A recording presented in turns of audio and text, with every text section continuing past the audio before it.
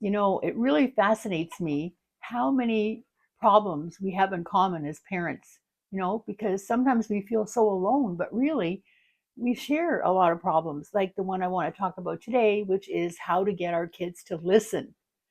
I remember when one of my children, when all my children were small, I took one of them to an ear specialist because I was sure he was deaf.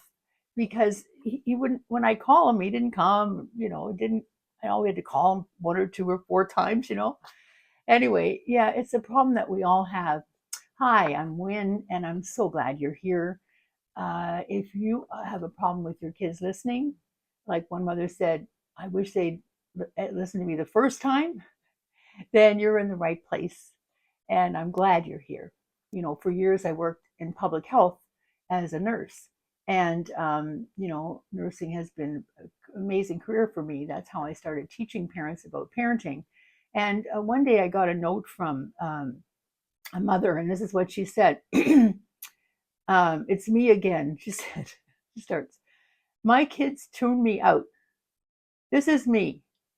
Jonathan, Jonathan, Jonathan.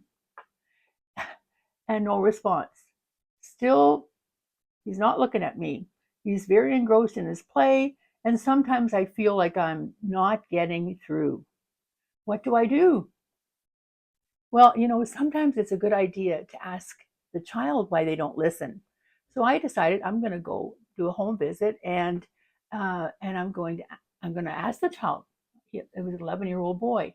Why don't you listen? And it was so interesting. He said, I don't listen because when most of the time she calls me when I'm busy doing something that I'm really engrossed in.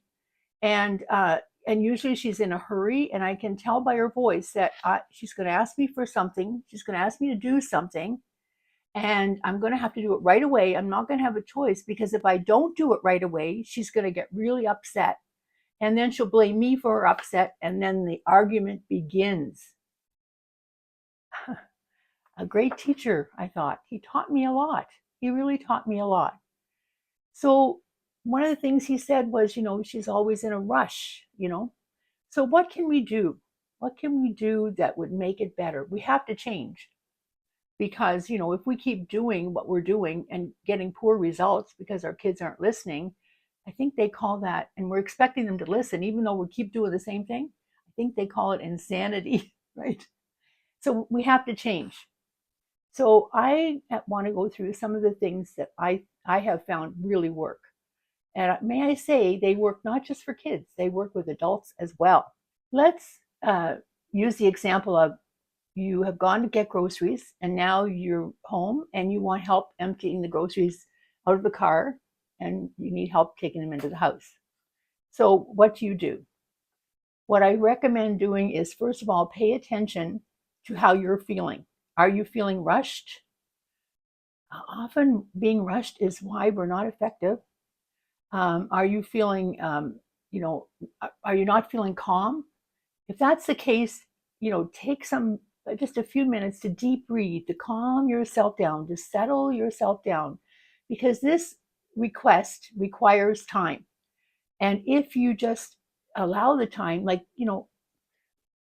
one of the things that helps me here too is, when I learned about time and how there's two ways to look at time. And that was from Dr. Stephen Covey, I think, from the book 7 Habits of Highly Effective People, which changed my life. And he talked about, there's clock time. So right now where I live, it is noon. And then there's process time. And process time is the length of time it will take you to get this job done. So I suggest that, to prevent any rushing, because this is not urgent, this is important, but it's not urgent, and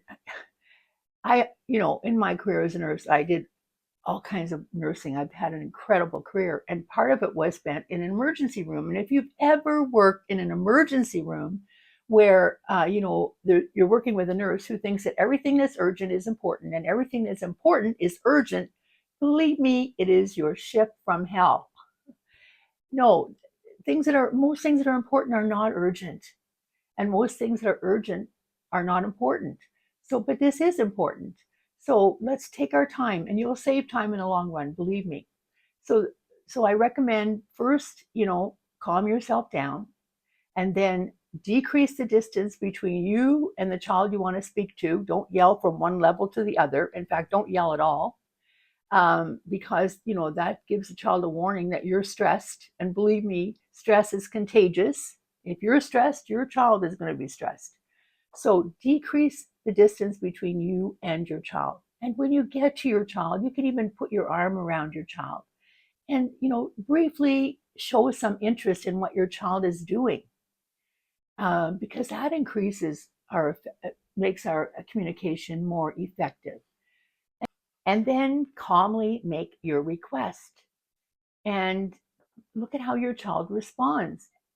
And if your child, says, "I can't do it right now. I'm really busy, and I'm worried about not finishing this project," really listen to your child.